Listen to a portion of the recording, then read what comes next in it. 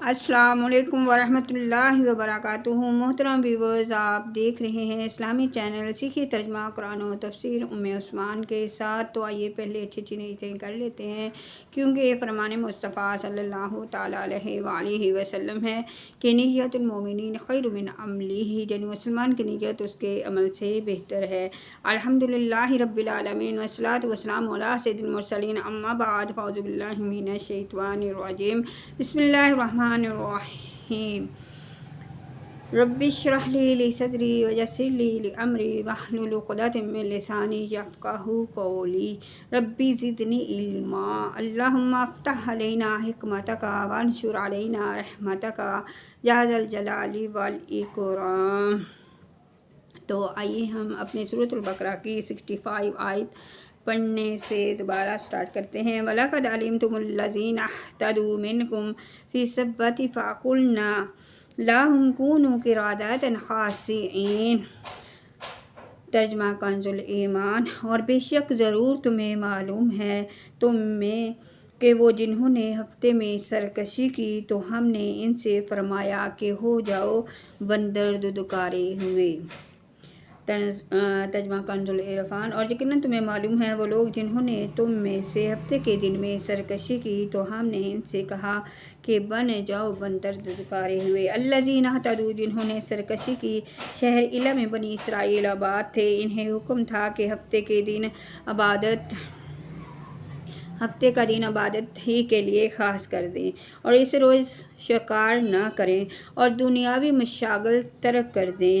ان کے ایک گروہ نے یہ چال چلی کہ وہ جمعے کے دن شام کے وقت دریا کے کنارے کنارے بہت سے گڑھے کھودتے اور ہفتے کے دن ان گڑھوں تک نالیاں بناتے، جن کے ذریعے پانی کے ساتھ آ کر مچھلیاں گڑھوں میں قید ہو جاتی، اور اتوار کے دن انہیں نکالتے اور کہتے کہ ہم مچھلی کو پانی سے ہفتے کے دن تو نہیں نکالتے، یہ کہہ کر وہ اپنے دل کو تسلی دے لیتے۔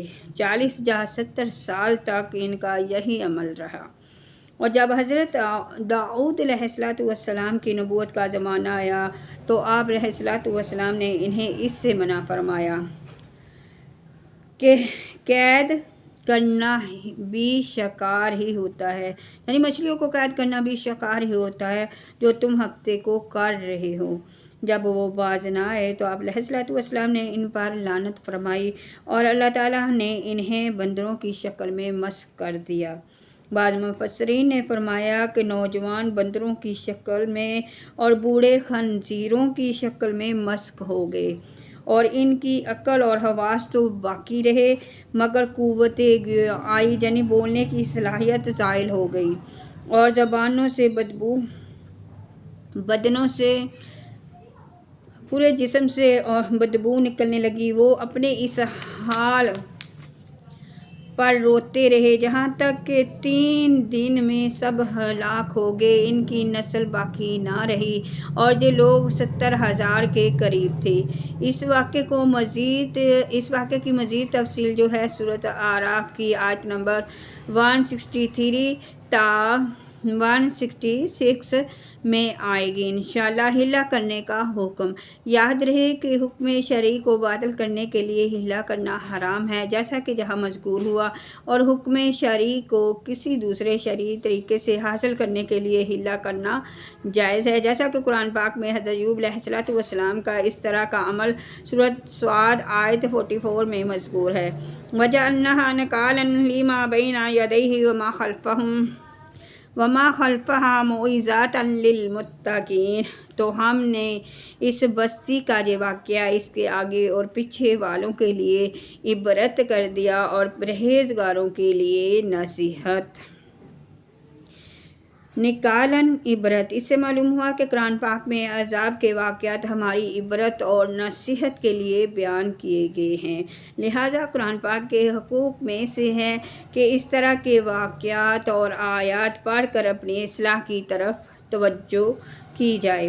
وَإِذْ قَالَ مُوسَىٰ لِقَوْمِهِ إِنَّ اللَّهَ يَأْمُرُكُمْ أَن تَذْبَحُوا بَقَرَةً قَالُوا أَتَتَّخِذُونَا هُزُوًا قَالَ أَعُوذُ بِاللَّهِ أَنْ أَكُونَ مِنَ الْجَاهِلِينَ قالوا ادع لنا ربك يبين لنا ما هي قال إنه يقول إنها بقرة لا فارض ولا بكر عوان بين ذلك فافعلوا ما تؤمرون قالوا ادع لنا ربك يبين لنا ما لونها قال إنه يقول إنها بقرة صفراء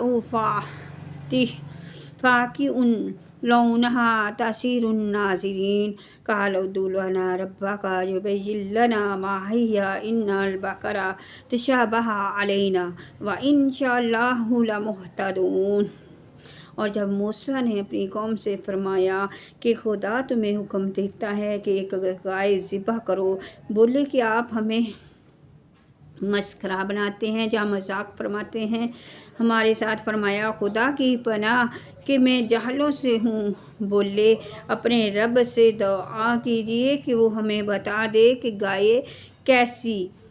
کہا وہ فرماتا ہے کہ وہ ایک گائے ہے، نہ بوڑھی ہے نہ اوسر یعنی جوان، نہ کہ بوڑھی اور نہ ہی بہت بڑی، بلکہ ان دونوں کے بیچ میں، تو کرو جس کا تمہیں حکم دیا ہے۔ بولے اپنے رب سے دعا کیجئے ہمیں بتا دے کہ اس کا رنگ کیا ہے۔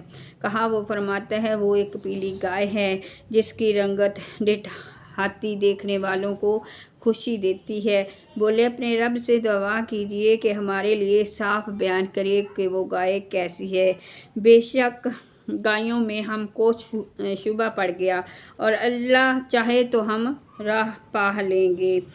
وَإِذْ قَالَ اور جب موسیٰ نے فرمایا، ان آیات میں یہودیوں کو جو واقعہ یاد دلایا جا رہا ہے اس کا خلاصہ یہ ہے کہ بنی اسرائیل میں ایک مالدار شخص عامل کو اس کے عزیز نے خفیہ طور پر قتل کر کے دوسرے محلے میں ڈال دیا تاکہ اس کی جائیداد کا وارث بن جائے اور خون بہا بھی وصول کرے۔ خون بہا کا بھی پھر اس نے دعویٰ کر دیا کہ مجھے خون بہا دلوایا جائے۔ قاتل کا پتہ نہ چلتا تھا۔ وہاں کے لوگوں نے حضرت موسیٰ علیہ السلام سے درخواست کی کہ آپ دعا فرمائیں کہ اللہ تعالیٰ حقیقت حال ظاہر فرما دے۔ اس پر حکم ہوا کہ ایک گائے ذبح کر کے اس کا کوئی حصہ مقتول کو مارے، وہ زندہ ہو کر قاتل کے بارے میں بتا دے گا۔ لوگوں نے حیرانی سے کہا کہ کیا آپ علیہ السلام ہم سے مذاق فرما رہے ہیں؟ کیونکہ مقتول کا حال معلوم ہونے اور گائے کے ذبح کرنے میں کوئی مناسبت معلوم نہیں ہوتی۔ اس پر حضرت موسیٰ علیہ السلام نے جواب دیا، میں اس بات سے اللہ تعالیٰ کی پناہ مانگتا ہوں کہ میں مذاق کر کے جاہلوں میں سے ہو جاؤں۔ جب بنی اسرائیل نے سمجھ لیا کہ گائے کا ذبح کرنا مذاق نہیں بلکہ باقاعدہ حکم ہے تو انہوں نے حضرت موسیٰ علیہ السلام سے اس کے اوصاف دریافت کیے اور بار بار سوال کر کے وہ لوگ قیدیں بڑھاتے گئے اور بالآخر یہ حکم ہوا کہ ایسی گائے ذبح کرو جو نہ بوڑھی ہو اور نہ بہت کم عمر بلکہ درمیانی عمر کی ہو، بدن پر کوئی داغ نہ ہو، ایک ہی رنگ کی ہو، رنگ آنکھوں کو بھانے والا ہو، اور اس گائے نے کبھی کھیتی باڑی بھی نہ کی ہو اور نہ ہی کھیتی کو پانی دیا ہو۔ آخری سوال میں انہوں نے کہا کہ اب ہم انشاءاللہ راہ پا لیں گے۔ بہرحال جب سب کچھ طے ہو گیا تو ان کی تسلی ہو گئی، پھر انہوں نے گائے کی تلاش شروع کر دی۔ ان کے اطراف میں ایسی صرف ایک ہی گائے تھی۔ اس کا حال یہ تھا کہ بنی اسرائیل میں ایک صالح شخص تھا کہ ان کا ایک چھوٹا بچہ تھا اور ان کے پاس ایک گائے کے بچے کے علاوہ اور کچھ بھی نہ تھا۔ انہوں نے اس کی گردن پر مہر لگا کر اللہ تعالیٰ کے نام پر چھوڑ دیا اور بارگاہ حق میں عرض کی، یا رب عز و جل، میں اس بچیا کو گائے کے بچے کو اس فرزند کے لیے تیرے پاس امانت رکھتا ہوں تاکہ جب یہ فرزند بڑا ہو تو یہ اس کے کام آئے۔ اس نیک شخص کا تو انتقال ہو گیا لیکن وہ بچڑا جنگل میں اللہ تعالیٰ کے حفاظت میں پرورش پاتی رہی۔ یہ لڑکا جب بڑا ہوا تو صالح اور متقی بنا اور ماں کا فرما بردار تھا۔ ایک دن اس کی والدہ نے کہا کہ اے نور نظر، تیرے باپ نے تیرے لیے فلاں جنگل میں خدا کے نام پر ایک بچڑی چھوڑی تھی، وہ اب جوان ہو گئی ہوگی۔ اللہ تعالیٰ سے دعا کرو کہ وہ تجھے عطا فرمائے اور تو اسے جنگل سے لے آ۔ لڑکا جنگل میں گیا اور اس نے گائے کو جنگل میں دیکھا اور والدہ کی بتائی ہوئی علامتیں اس پر پائیں اور اس کو اللہ تعالیٰ کی قسم دے کر بلایا تو وہ حاضر ہو گئی۔ وہ جوان اس گائے کو والدہ کی خدمت میں لایا۔ والدہ نے بازار میں لے جا کر 3 دینار میں فروخت کرنے کا حکم دیا اور یہ شرط کی کہ سودا ہونے پر پھر اس کی اجازت حاصل کی جائے۔ اس زمانے میں گائے کی قیمت ان اطراف میں 3 دینار ہی تھی۔ جوان جب اس گائے کو بازار میں لایا تو ایک فرشتہ خریدار کی صورت میں آیا اور اس نے گائے کی قیمت 6 دینار لگا دی، مگر یہ شرط رکھی کہ جوان اپنی والدہ سے اجازت نہیں لے گا۔ جوان نے یہ منظور نہ کیا اور والدہ سے تمام قصہ کہا۔ اس کی والدہ نے 6 دینار قیمت منظور کرنے کی تو اجازت دی، مگر بیچنے میں پھر دوبارہ اپنی مرضی دریافت کرنے کی شرط لگا دی۔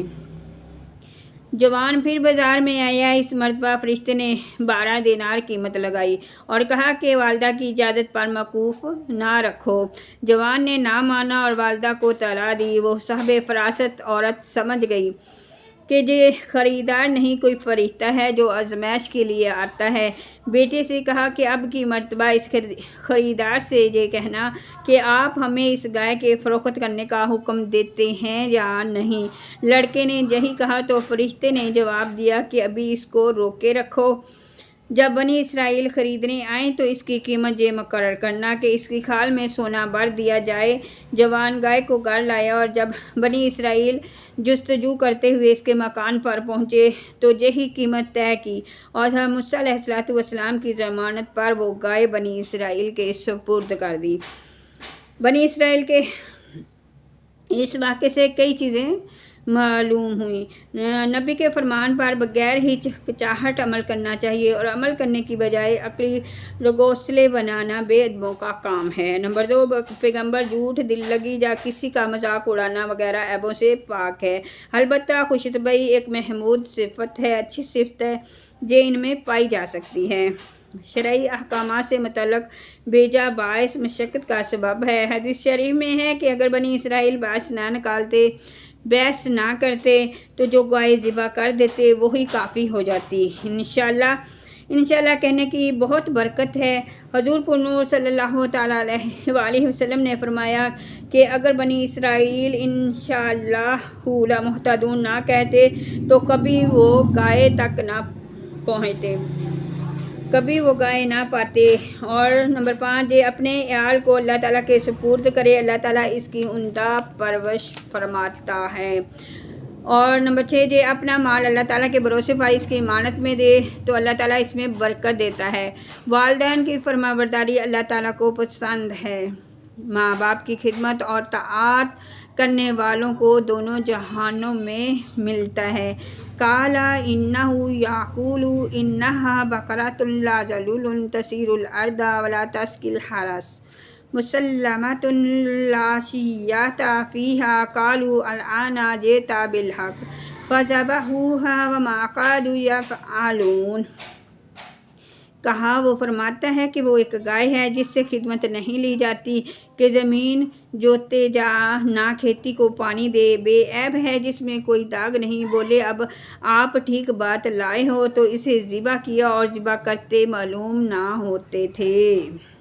وما کادوا یفعلون، اور ذبح کرتے معلوم نہ ہوتے تھے۔ بنی اسرائیل کے مسلسل سوالات اور اپنی رسوائی کے اندیشہ اور گائے کی گرانی قیمت سے یہ ظاہر ہوتا تھا کہ وہ ذبح کرنے کا قصد نہیں رکھتے، مگر جب ان کے سوالات شافی جوابوں سے ختم کر دیے گئے تو انہیں ذبح کرنا ہی پڑا۔ وَإِذَا قَتَلْتُمْ نَفْسًا فَادَرَأْتُمْ فِيهَا وَاللَّهُ مُخْرِجٌ مَا كُنْتُمْ تَكْتُمُونَ، اور جب تم نے ایک خون کیا تو ایک دوسرے پر اس کی تہمت ڈالنے لگے اور اللہ کو ظاہر کرنا تھا جو تم چھپاتے تھے۔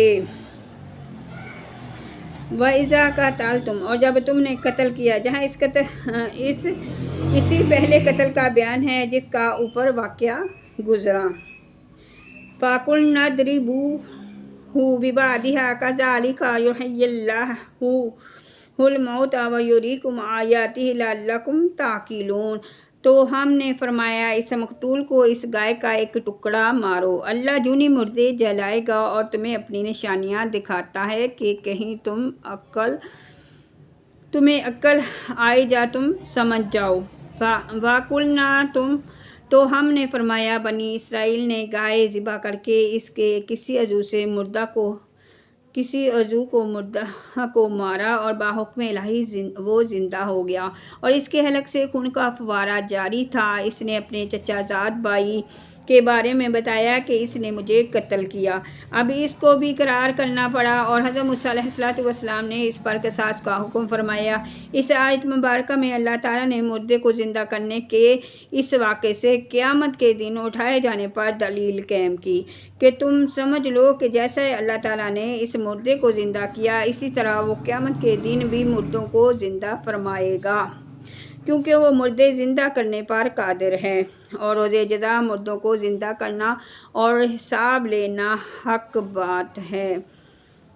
تو میرے پیارے ویورز، آج کا سبق یہاں تک، انشاءاللہ ہم کل 74 آیت دوبارہ انشاءاللہ پڑھیں گے اور مختصر تفسیر بھی سمجھنے کی کوشش کریں گے۔